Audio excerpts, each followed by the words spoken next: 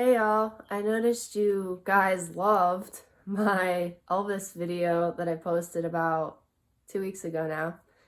So I decided to make a part 2.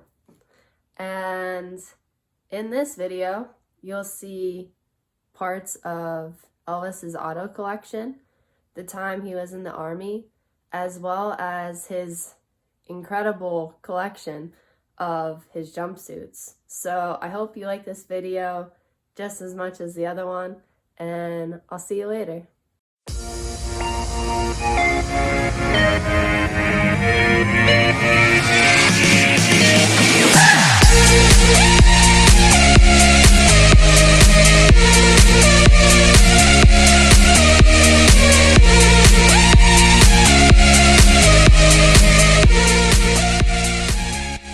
So this is called the Mercedes 280 SL Roadster, and Elvis bought this car on December 8th, 1970 as a gift for Priscilla.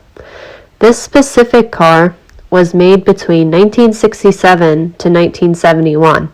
It is estimated that 23,885 cars of this specific model were made, and more than half were sold in the U.S.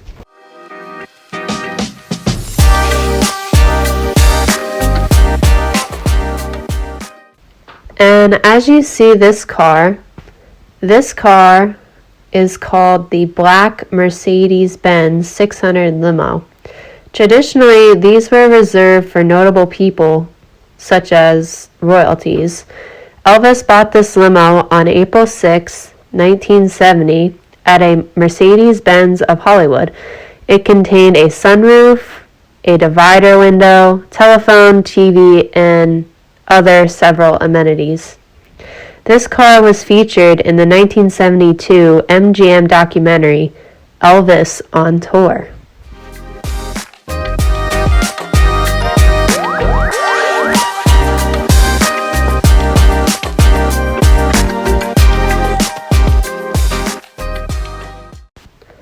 And as you see here, this pink Cadillac was reported to be Elvis's favorite car.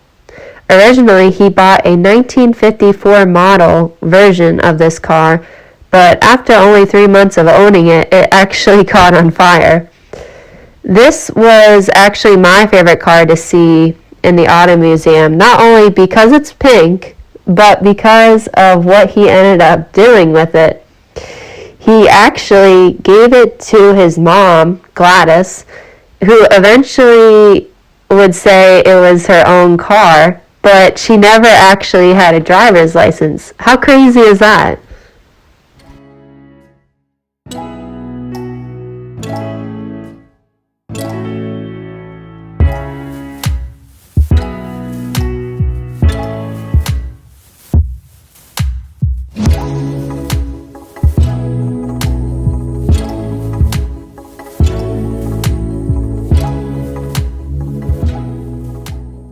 So you may be wondering, why did Elvis have a golf cart, or several of them? Well, these were regularly used around Graceland to not only have races with his family against one another for fun, but these were also used to just be able to get around the property of Graceland in a timely manner, considering its size.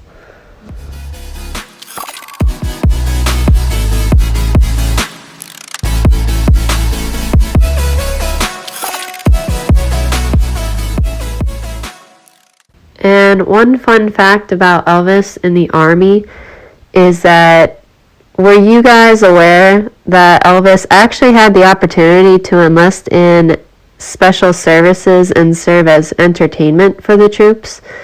If he would have done so, he could have lived in priority housing. However, he didn't because his manager advised him to serve as a regular soldier.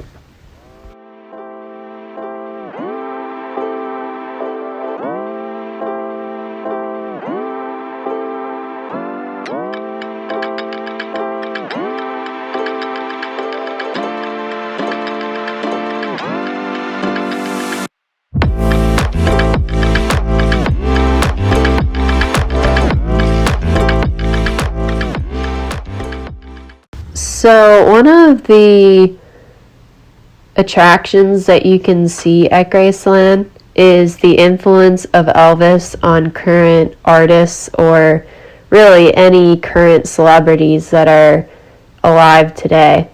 And I specifically included, as you can see here, Q from Impractical Jokers.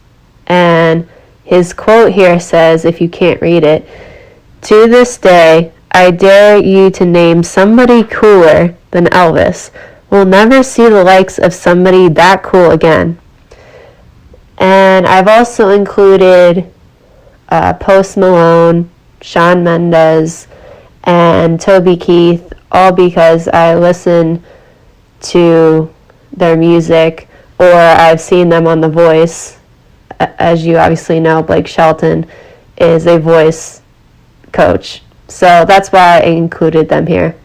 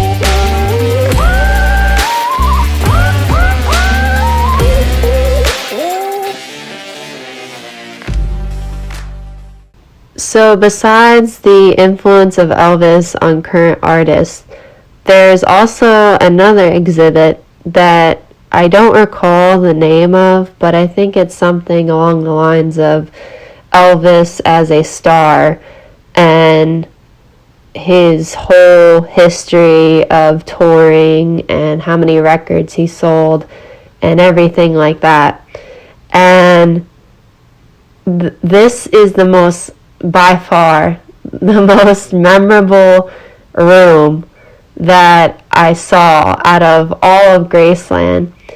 And I walked in this room, and there were 3 full walls of jumpsuits, just completely filled of jumpsuits, every inch of every 3 of these walls. I was so in awe of how many jumpsuits there were that actually, when I got mesmerized looking at them, there was this family that was trying to take a photo apparently with the jumpsuits in the background, and they actually had to say hey, excuse me, can you please move over, we're trying to take a photo. And I was like, oh, my bad.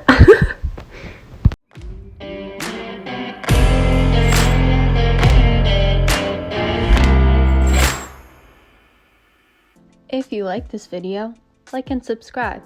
You know it can't hurt. Also, don't forget to click that little bell. And if you like podcasts, check out my podcast called This Is Adulting. Okay, bye.